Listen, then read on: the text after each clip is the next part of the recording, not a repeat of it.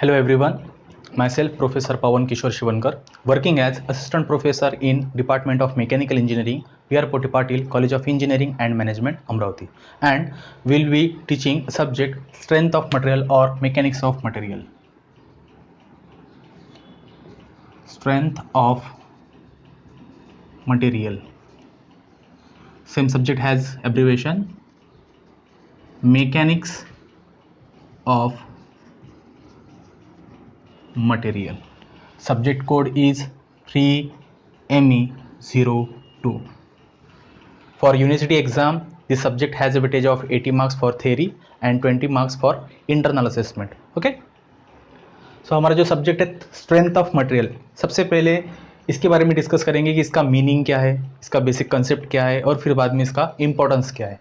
Strength, we discuss about the word strength. What is mean by strength? Generally strength को अगर हम non technically explain करते हैं तो अगर कोई इंजीनियर नॉन टेक्निकल पर्सन से डील करेगा तो वहाँ पे स्ट्रेंथ का मतलब क्या निकलेगा, किसी भी मटेरियल की लोड कैरिंग कैपेसिटी, कितना वो वेट बियर कर सकता है. ओके, तो ये हो गया strength for non technical person. इसी चीज़ को स्ट्रेंथ को अगर हमें टेक्निकली एक्सप्लेन करना है तो वहाँ पे रहेगा आपका किसी भी मटेरियल की अल्टीमेट स्ट्रेस वैल्यू, कितना वो रेजिस्ट कर सकता है स्ट्रेस को. सो स्ट्रेंथ हो गया आपका लोड कैरिंग कैपेसिटी या फिर ultimate stress value for that material. Got it? ये जो एब्रीविएशन है स्ट्रेंथ ऑफ मटेरियल, जनरली ये सिविल इंजीनियरिंग में यूज होगा और ये जो वर्ड है मैकेनिक्स ऑफ मटेरियल वो मैकेनिकल इंजीनियरिंग में यूज होगा. दोनों नाम भले डिफरेंट है लेकिन जो सब्जेक्ट कंटेंट है सिलेबस से एग्जैक्ट सेम है. ओके, नाउ सो हमने अभी डिस्कस किया what is mean by strength. So strength is load carrying capacity of any material और ultimate stress value for that material which can be sustain by that material. Discuss करते हैं कि ये जो word है स्ट्रेंथ ऑफ मटेरियल या फिर mechanics of material, ये आया कहाँ से, इसका ओरिजिन क्या है. सो सबसे पहले हम डिस्कस करेंगे ये word mechanics. What is mean bye mechanics? First you might study this subject in first year. Mechanics क्या है? It is a branch of science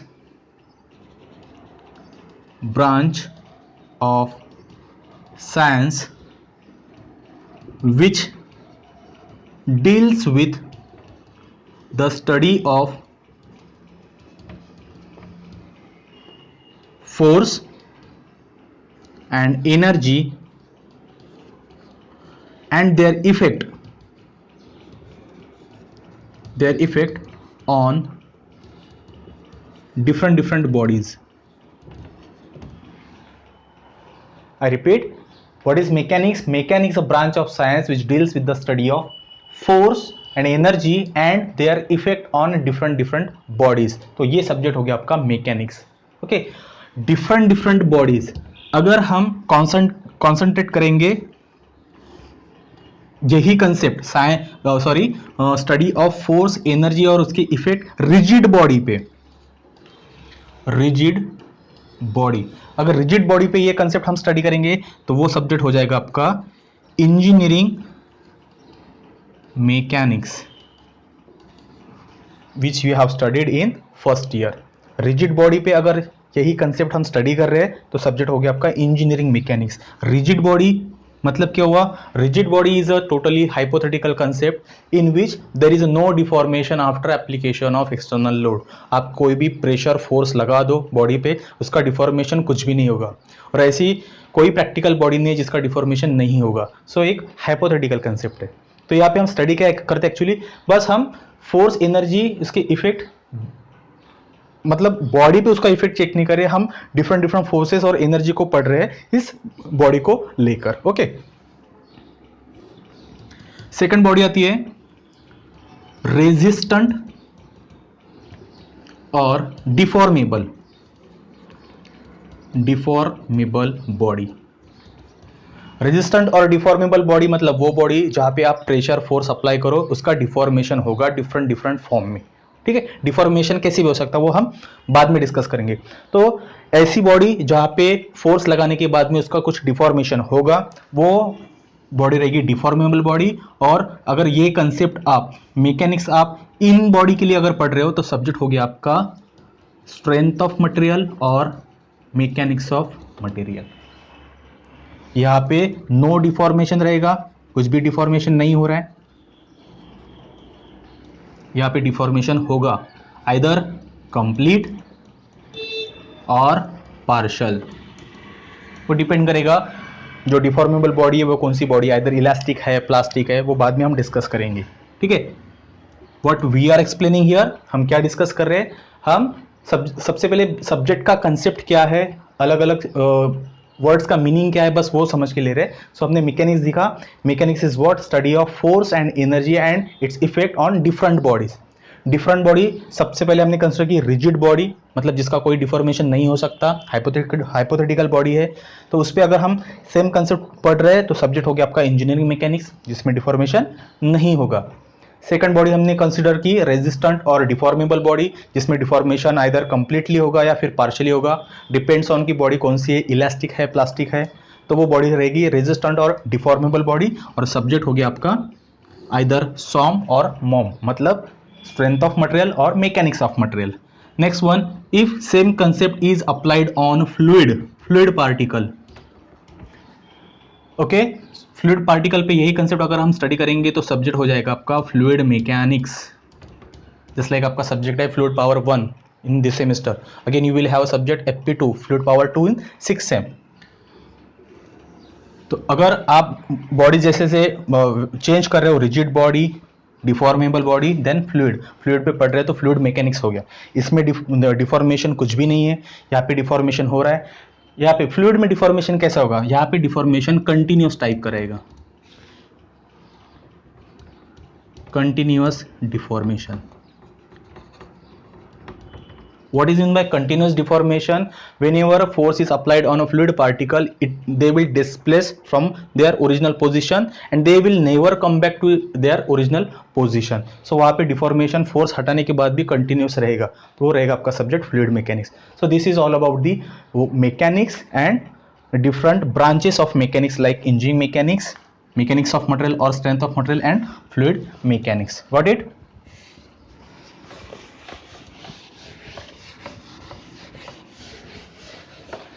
अभी हमने डिस्कस किया डिफॉर्मेशन, जैसे हमने बोला अभी डिफॉर्मेबल बॉडी या रेजिस्टेंट बॉडी है जिसमें फोर्स अप्लाई होने के बाद में कुछ डिफॉर्मेशन हो रहा है। So what is mean by deformation? Deformation क्या है? डिफॉर्मेशन मतलब अगर suppose this is a body और metallic bar, metallic shaft, and I am applying this, I am applying a force of pull nature, जैसे मैं दोनों एंड से इसको खींच रहा हूँ, इधर से सेम मैग्नीट्यूड वाला, दोनों एंड से सेम मैग्नीट्यूड वाला अपोजिट डायरेक्शन में फोर्स अप्लाई कर रहा हूँ। What will happen? इसका शेप साइज चेंज होगा, इसका डायमेंशन चेंज होगा। चेंज मतलब क्या होगा कि इसकी लेंथ बढ़ेगी, इसका दूसरा जो डायमेंशन है डायमीटर वो कम होगा। जस्ट लाइक मेटेलिक बार है, मैं इसको खींच रहा हूँ, लेंथ बढ़ रही है, वायर फॉर्म में कन्वर्ट हो रहा है, उसका डायमीटर डिक्रीज हो रहा है, तो डिफॉर्मेशन है। ठीक है, सो फोर्स अप्लाई होने के बाद में उसका डिफॉर्मेशन आइदर एक्सटेंशन हो सकता। सेम मेटेलिक बार है, मैं दोनों एंड से उसको कंप्रेस करने की कोशिश कर रहा हूं। मैंने अभी फोर्स कैसे लगाया? पुल लगाया। देखो, this is body and applying push, तो ये क्या होगा? कॉम्प्रेशन होगा, कॉम्प्रेशन। इक्वल एंड अपोजिट मैंने फोर्सेस लगा दिए बॉडी पे, बॉडी का एंड A और B, फोर्स सपोज P है, क्या होगा? इसका ये जो डायमेंशन है वो कम होगा। जो हमने इमेजिनरी यहाँ पे प्लेन कंसिडर किया, सपोज ये दो प्लेन है, तो दो प्लेन का जो डिस्टेंस है वो कम होगा, फाइबर का जो डिस्टेंस है वो कम होते जाएगा। So deformation may be of compression on same body if I apply pull, मतलब मैं खींच रहा हूँ दोनों एंड से, सेम मैग्नीट्यूड वाला फोर्स मैं दोनों एंड से लगा रहा हूँ और उसको खींच रहा हूँ। What will happen? अब यहाँ पे अगर आप इमेजिनरी दो प्लेन कंसिडर करो तो ये जो डिस्टेंस है फाइबर में का या फिर प्लेन में का वो बढ़ेगा, इंक्रीज होगा। सो फिर यहाँ पे एक्सटेंशन होगा, बॉडी स्ट्रेच हो रही है। So deformation may be of extension type, extension, और you can say stretch STRETCH, extension हो सकता है या फिर स्ट्रेच हो सकता है। Next, suppose same body I have considered. अब मैंने यहाँ पे फोर्स कैसे लगाया, देखो मिड सेक्शन पे एक फोर्स लगाया है और सपोर्ट पे या फिर एंड पे ऐसे कुछ फोर्सेस लगाए। सो इसका कन्वर्शन कैसा होगा, जस्ट लाइक ये ऐसा बेंड होगा, डिपेंड्स ऑन दी नेचर और द पोजिशन ऑफ फोर्सेस। जो प्लेन शाफ्ट है वो बेंड हो गई। सो आपका डिफॉर्मेशन बेंड टाइप भी हो सकता है। अगर मटेरियल आपका डक्टाइल है तो बेंड होगा। सेम फोर्सेस आपने यहाँ पे लगा दो, लेकिन बॉडी सपोज ब्रिटल है तो क्या होगा, अगर बॉडी ब्रिटल है, फोर्सेस आपने यहाँ पे लगाए तो यहाँ पे इस सेक्शन से बॉडी दो पीसेस में डिवाइड हो जाएगी, वहाँ पे ब्रेक होगा या फिर शियर होगा। तो यहाँ पे डिफॉर्मेशन शियर भी हो सकता या फिर जिसको आप ब्रेक बोल सकते हो, divided into two pieces, separated into two pieces. तो ये हो गया अलग अलग deformation. There is one more deformation which is known as twist. Twist मतलब again we considered one metallic shaft of ductile nature, okay, और यहाँ पे अपने सपोज टेंजेंशियल फोर्स एग्जर्ट किए, जस्ट लाइक देखो दिस इज अ शाफ्ट, मैंने एक इसका होल्ड करके रखा है और यहाँ पे एक टेंजेंशियल फोर्स लगाया है, ऐसा और ऐसा, मतलब यहाँ पे मैं एक रोटेटिंग इफेक्ट दे रहा हूँ, मैं अप्लाई कर रहा हूँ टॉर्क। तो क्या होगा, अगर मैं टॉर्क अप्लाई कर रहा हूँ और ये एंड फिक्स है तो यहाँ पे एक हेलिक्स फॉर्म होगा, ट्विस्ट आएगा over the periphery of this body. So this is known as a twist. So यहाँ पे this is not the bend, this is a twist, जो हेलिक्स फॉर्म होगा उसकी पेरीफेरी पे वो, तो ये हो जाएगा आपका twist. So these are the different form of deformation. तो इस हिसाब से डिफॉर्मेशन पॉसिबल है, जो हमने 5 टाइप देखे, extension, compression, bend, shear and twist. Clear है?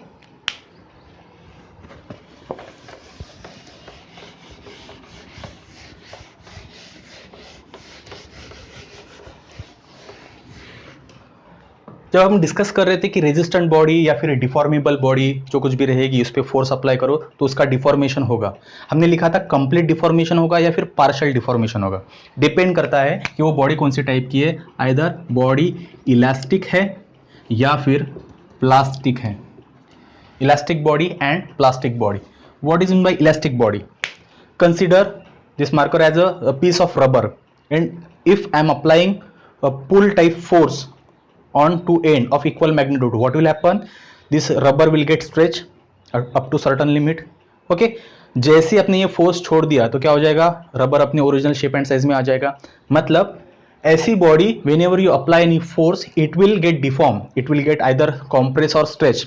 Whenever you remove that force from that body it will regain its original shape and size. That body is known as a elastic body. अगर body original shape and size achieve कर सकती है after removal of applied force, then body is known as a elastic body. What is my plastic? Vice versa, आपने force apply किया body पे, either stretch किया फिर compress किया और आपने फोर्स छोड़ दिया, तो आइदर वो बॉडी पार्शियली उसका शेप रिगेन कर रही है या फिर कुछ भी नहीं कर रही है, परमानेंट डिफॉर्मेशन है। तो अगर परमानेंट डिफॉर्मेशन है या फिर पार्शियल डिफॉर्मेशन उसमें अभी भी है तो वो बॉडी रहेगी आपकी plastic body. Got it? Elastic और प्लास्टिक का difference. I repeat, elastic body is what, अगर आप फोर्स अप्लाई करते हो बॉडी पे, ठीक है, वो स्ट्रेच होगी या फिर कॉम्प्रेस होगी, depends on the type of force. तो अगर स्ट्रेच होने के बाद में अगर आपने फोर्स हटा दिया just like a rubber piece, तो body original shape and size में आ जाएगी। अगर वो body 100% original shape and size में आ रही है तो आपकी बॉडी होगी इलास्टिक बॉडी। अगर body 100% original shape and size में नहीं आ रही है, पार्शली आ रही है, फिर उसका परमानेंट डिफॉर्मेशन है, मैंने स्ट्रेच किया और वैसे का वैसे पूरा डिफॉर्मेशन है, अब वो ओरिजिनल शेप एंड साइज में नहीं आ सकता है, known as a plastic body. Concept clear है?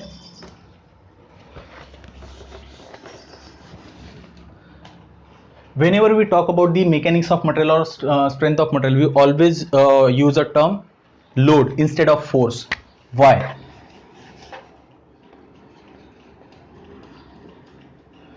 फोर्स क्या है? फोर्स एक ऐसी एजेंसी है, ऐसी टेंडेंसी है जहां पे जिस पे अप्लाई करेंगे आइदर उसका डिस्प्लेसमेंट होगा एक पोजीशन से दूसरी पोजीशन, या फिर उसका डिफॉर्मेशन होगा। अगर बॉडी रेस्ट में है, हमने फोर्स अप्लाई किया तो उसका डिस्प्लेसमेंट हो रहा है। अगर बॉडी मोशन में हमने फोर्स अप्लाई किया तो वो रेस्ट में आ जाएगी। ओके, तो ये हो गया आपका फोर्स। फोर्स को अगर हम क्लासीफाई करते हैं, suppose first category gravity force और ग्रेविटेशनल फोर्स, सेकेंड है आपका electromagnetic force, electromagnetic force, the third one is mechanical force. We all know about the gravity force or gravitational force. Earth is exerting gravitational force on us. अगर मैं इस object को ऊपर फेंकूं, definitely नीचे आएगा। What does it mean कि अर्थ gravitational force इस marker पे एक्ट कर रही है। अगर मैं भी जंप करूं, सर्टन हाइट तक के मैं जंप करूंगा, फिर से मैं वापस नीचे आऊंगा। ओके, तो यहाँ पे कंटिन्यूसली अर्थ हम पे ग्रेविटेशनल फोर्स एग्जर्ट कर रही है। Even in universe every two body has force of attraction और gravity force, depends on their magnitude, कौन कहाँ पे खींचा जाएगा। तो अगर मैं मार्कर ऊपर भी फेंकूं तो भी नीचे आएगा। मतलब यहाँ पे मार्कर और अर्थ के बीच में कांटेक्ट कुछ भी नहीं है। मैं भी अगर जंप करूं पर्टिकुलर टाइम के लिए, मेरा और अर्थ का कांटेक्ट कुछ भी नहीं है, फिजिकल कांटेक्ट कुछ भी नहीं है। Still earth is exerting a force on me, that is known as a gravity force. Secondly electromagnetic force, EMF. EMF क्या है कि सपोज कोई दो चार्ज पार्टिकल आप मैग्नेटिक फील्ड में रख दो तो दोनों बॉडी में इलेक्ट्रोमैग्नेटिक फोर्स रहेगा। अगेन वहां पे भी कंडीशन, वहां पे भी एक चीज आपको देखने को मिलेगी कि दोनों बॉडी में फिजिकल कांटेक्ट कुछ भी नहीं है। मतलब ये दोनों forces, either we talk about the gravity force और electromagnetic force, don't need physical contact between bodies. यहाँ पे डायरेक्ट कांटेक्ट की जरूरत नहीं है, वैसे भी फोर्स एग्जर्ट हो रहा है। But whenever we talk about the mechanical force is a force where it requires a direct contact, just like body is placed at one place and I am exerting one force. अब ये जो force मैंने apply किया, actually इसको force को हम force नहीं बोलेंगे, लोड बोलेंगे। सो this is load and we generally use this term for our subject mechanics of material or strength of material. Okay, got it? So ये हो गया आपका एक slight difference between force and load. So load is force, but force of maybe of different types which cannot be termed as a load. तो load क्या है? just एक physical contact वाला mechanical type force है, और इसका unit क्या रहेगा? Newton. Okay, newton. Suppose newton ये आपका यूनिट है फोर्स के लिए। Suppose sometimes somewhere it may be written like a kilo newton, mega newton, giga newton, tera newton. So what does it mean? K stands for kilo newton, that is 10⁻³ newton. Mega stands for 10⁻6 newton. Quantity बढ़ रही है, Newton as it is है, बस यहाँ पे kilo, mega. Giga stands for GN, giga stands for 10⁹ newton. And this is very rare term, इतनी बड़ी quantity generally use नहीं होगी। Tera newton stands for 10⁻12 newton. Okay, so basic unit for measuring a force is newton, depends on the quantity. We can write like kilo newton, mega newton, giga newton and tera Newton.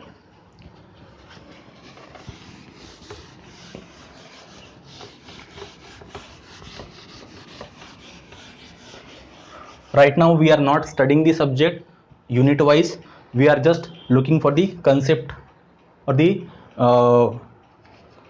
aura of this subject. Okay, one more term we mentioned, that is a stress. What is stress? Whenever force is applied on any body, just like I'm applying a force on this board, so equal and opposite force is offered by this board on my hand. So stress is generated in this board which is felt by my hand. So this term is known as a stress. Suppose what is stress? Stress is what? Resistance offered by the body when you applied external force on that body. So this is known as a stress. And formula or definition for this is load upon area. So applied force, external force you applied, equal and opposite resistive force applied by body on external applied force. So force upon unit area. So if you talk about the unit for the stress will be, unit for load is Newton and unit for area is meter square, centimeter square or mm square, whatever. So basic unit, SI unit for stress is Newton per meter square. I am repeating definition of stress. Stress is what? It is a resistive force offered by the body on applied force. मैं board पे force apply कर रहा हूँ, equal and opposite force board मेरे हाथ पे apply कर रहा है.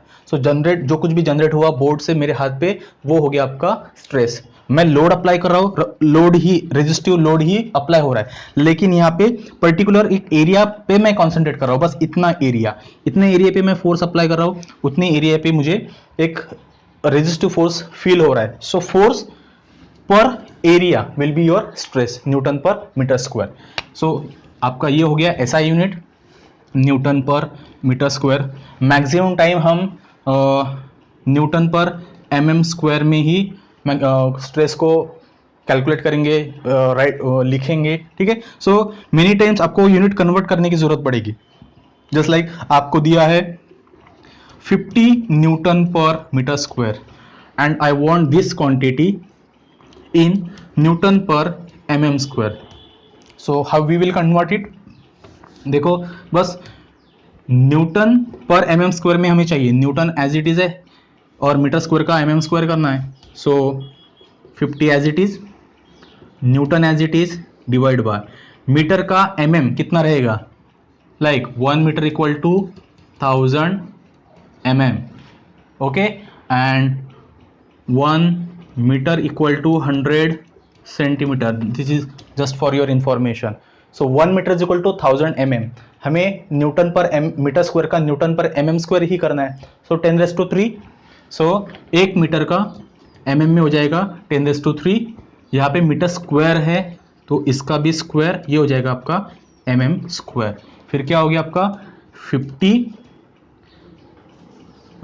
न्यूटन बाय 10⁻, कितना हो जाएगा 10⁻3 का स्क्वायर है तो 10⁻6 mm स्क्वायर. तो ये टर्म हो गया आपकी 50, ये टर्म मैं ऊपर लेके जा रहा हूँ. सो 50 into 10⁻6 Newton per mm square. Got it? Clear? This is just a part of conversion. या हर बार हम न्यूटन पर mm स्क्वायर में पढ़ेंगे, depends.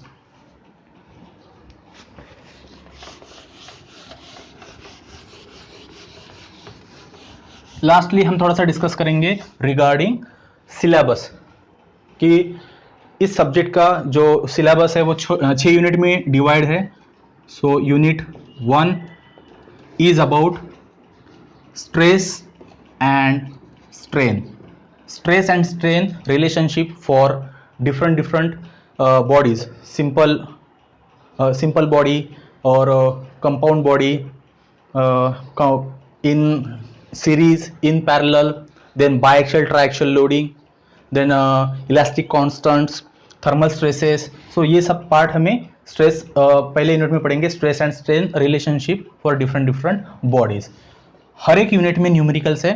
It's my humble request to all student कि जितना भी थ्योरी पोर्शन है प्रॉपरली अंडरस्टैंड करो, क्योंकि न्यूमेरिकल सॉल्व करना is not a big task. ऐसा नहीं कि बहुत सारे टाइप्स के न्यूमेरिकल है. अगर आपको थ्योरी प्रॉपर्ली समझ में आ गई तो आप इजीली न्यूमेरिकल सॉल्व कर पाओगे.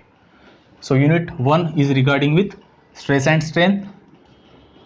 Unit 2 is about SFD and BMD, shear force diagram and bending moment diagram with for different types of beam with the different types of loading. Okay, क्या है actually, जब यूनिट हम start करेंगे तब पता चलेगा. Unit 3 deals with torsion in shaft and in spring.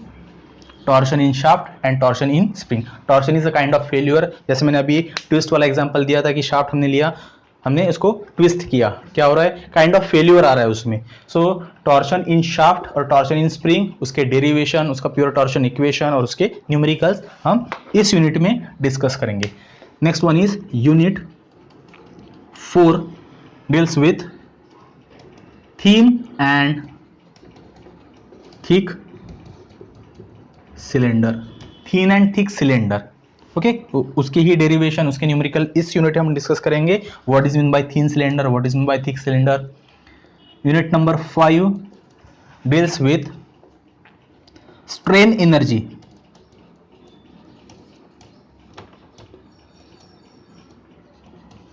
And principal stresses. दो अलग अलग पार्ट है, स्ट्रेन एनर्जी, उसके डेरिवेशन, उसके न्यूमेरिकल, प्रिंसिपल स्ट्रेसेस क्या है, ऑब्लिक प्लेन क्या रहेगा, ये सब अलग अलग कंसेप्ट है। सो दो पार्ट है एक यूनिट में, हम उसको प्रॉपरली स्टडी करेंगे, उसके न्यूमेरिकल सॉल्व करेंगे। And the last unit that is unit number 6 is of deflection of beams, deflection of beams which is related quite related with SFD and BMD. Okay, so ये हो गया आपका syllabus strength of material का या फिर mechanics of material का। और जो यूजफुल बुक्स है इसके लिए बहुत सारे बुक्स है, रिक्वेस्ट यही रहेगी कि आप मैक्सिमम प्रॉपरली लेक्चर अटेंड करना है 100% कॉन्सेंट्रेशन के साथ में। और R K. Rajput for strength of material, strength of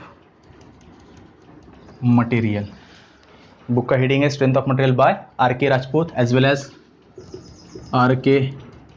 Bansal. Same book है strength of material by R K. Bansal, दो अलग अलग बुक है। इसकी पीडीएफ मेरे पास में, सॉफ्ट कॉपी है मेरे पास में, so I will share with you. Okay, number of text book and reference books are there, so from library we can borrow it. This is all about this subject. This subject has very great importance. आपके university exam के लिए तो important है ही, side by side ये subject बहुत important है आपके government jobs के लिए, सिविल सर्विसेज के लिए। अगर आप गेट के लिए प्रिपेयर करते हो तो इस सब्जेक्ट का बहुत ज़्यादा कंट्रीब्यूशन है, इसका वेटेज है उसमें मैक्सिमम। उसके बाद में IAS, Indian engineering services, MPSC exams, RTO, just like RTO exam, जितने भी कॉम्पिटिटिव एग्जाम है जिसमें टेक्निकल पोर्शन रिक्वायर्ड है मैकेनिकल इंजीनियरिंग के लिए, उन सभी में आपको ये सब्जेक्ट का वेटेज मिलेगा। तो इस सब्जेक्ट को प्रॉपरली स्टडी करो। Okay, being a mechanical engineer, आप कोई मशीन पार्ट डिजाइन कर रहे हो तो आपको मटेरियल की प्रॉपर्टी, उसकी अल्टीमेट स्ट्रेस वैल्यू पता होनी चाहिए, उसके हिसाब से आप उसको डिजाइन करोगे। किसी सिविल इंजीनियर का काम है कोई स्ट्रक्चर डिजाइन करना है, ओके, स्ट्रक्चर डिजाइन करेगा तो उसको पता होगा कि इस स्ट्रक्चर की मैक्सिमम लोड कैरिंग कैपेसिटी क्या है, अकॉर्डिंगली वो डिजाइन करेगा। सो इस सब्जेक्ट का नॉलेज आपको आगे भी काम में आएगा, जस्ट लाइक मशीन डिजाइन में, मशीन डिजाइन 2 में। Okay, so this is all about the subject. Thank you.